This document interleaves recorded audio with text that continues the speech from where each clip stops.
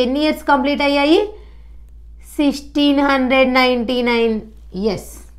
అంతే కదా సో ఎందుకని ఇక్కడ కంప్లీట్ అవ్వకుండా ఉన్న ఇయర్ని కన్సిడర్ చేయకూడదు 1699 ఇయర్స్ కంప్లీట్ అయ్యాయి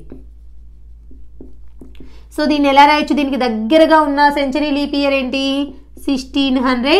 ఇయర్ ప్లస్ 99 ఇయర్స్ 1600 ఇయర్స్కి 0 99 ఇయర్స్కి number of given years plus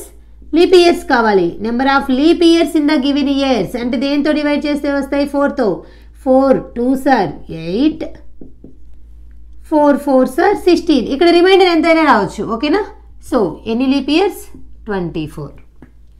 ఇప్పుడు 99 24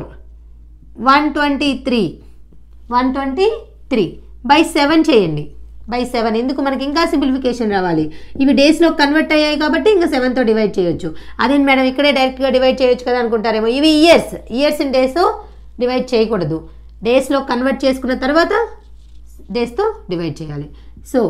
7 1s are 7 5 3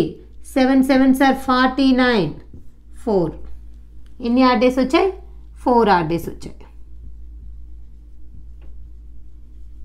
ఓకే ఇంతవరకు 4 ఆడ్ డేస్ అయితే ఇప్పుడు మళ్ళీ మనకేంటి 1700 ఇయర్లో మార్చ్ వరకు కావాలి జనవరి ఫిబ్రవరి మార్చ్ జనవరికి 3 అయితే ఫిబ్రవరికి మనము ఆడ్ డేస్ వేసేటప్పుడు ఇదేంటి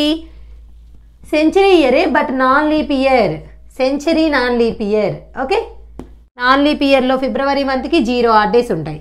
మార్చ్ కంప్లీట్ అవ్వలేదు 20th వరకే సో ఎన్ని డేస్ 23 దీన్ని మళ్ళీ సింప్లిఫై చేయొచ్చు కదా 2 ఆడ్ డేస్ వస్తాయి 7 3s are 21 చేసామనుకోండి కావాలంటే చెక్ చేసుకోండి మీకు మళ్ళీ అవి కన్ఫ్యూజన్ ఏమో 7 3s are 21 2 వచ్చాయి సో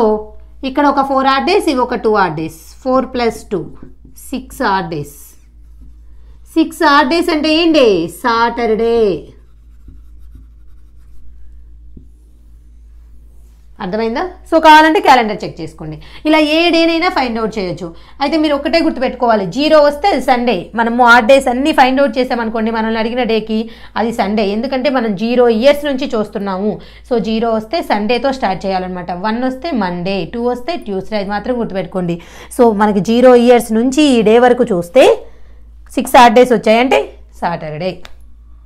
ఇలా మనం ఏ డేనైనా ఫైండ్ అవుట్ చేయొచ్చు కదా చాలా ఈజీ ఇలా మీరు ఒక 10-20 డేస్ని ప్రాక్టీస్ చేయండి ఫాస్ట్గా ఆన్సర్ని ఫైండ్ అవుట్ చేస్తారు నేను ఇప్పుడు మీకు ఎక్స్ప్లెయిన్ చేస్తూ చేశాను కాబట్టి ఈ మాత్రం టైం అయినా పట్టింది ఎవరికి వాళ్ళు ఇండివిజువల్గా చేస్తుంటే చాలా ఫాస్ట్గా ఆన్సర్ ఫైండ్ అవుట్ చేయొచ్చు అనమాట